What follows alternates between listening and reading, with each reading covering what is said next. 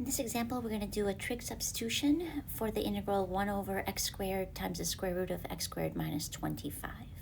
So because of the form x squared minus 25, an appropriate substitution would be x equals 5 secant theta. And we will also need to substitute dx to transform the integral to be in terms of theta.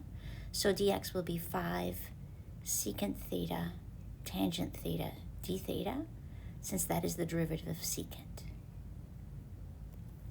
So when we transform the integral, we'll write the integral of 1 over x squared is 25 secant squared theta. And then inside the square root, we will have another x squared, 25 secant squared theta minus 25. And then we'll replace dx with 5 secant theta tangent theta d theta. We can see here that one of the secants will cancel out, but before we cancel anything, let's focus on what's inside the root.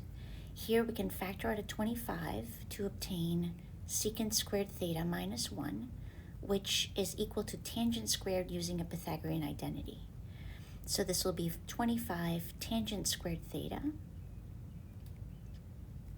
And the square root of that would be 5 absolute value tangent theta, but we're going to assume that theta is in the correct range where we would still get a positive value for tangent. So we will write the integral of 1 over 25 secant squared theta, and then simplifying the root will give us a 5 tangent theta. And then our dx was 5 secant theta tangent theta d theta. And now we can think about what can cancel out. So we have a 5 can cancel, and tangent goes into itself one time, and we can cancel one of the secants.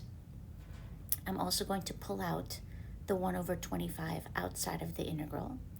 So we have 1 over secant theta d theta, and the reciprocal of secant is cosine.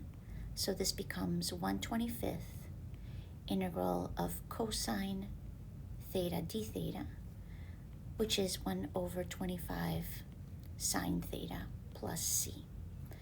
Now what we still have left to do is to write sine theta in terms of x. And so for that we can return to our initial substitution where x is 5 secant theta. And this tells us that secant theta is equal to x over 5. Secant is, so I'm going to draw a right triangle to show the relationship between x and theta.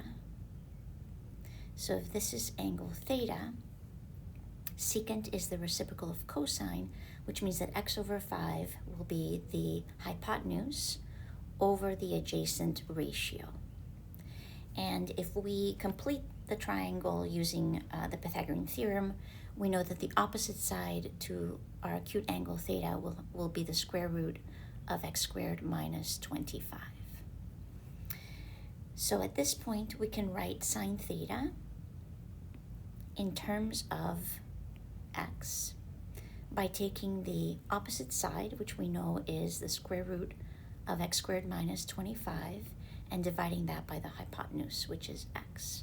And so our final answer will be 1/25 times sine theta, which is the square root of x squared minus 25 over x plus c. So that is our final answer for this trig substitution problem.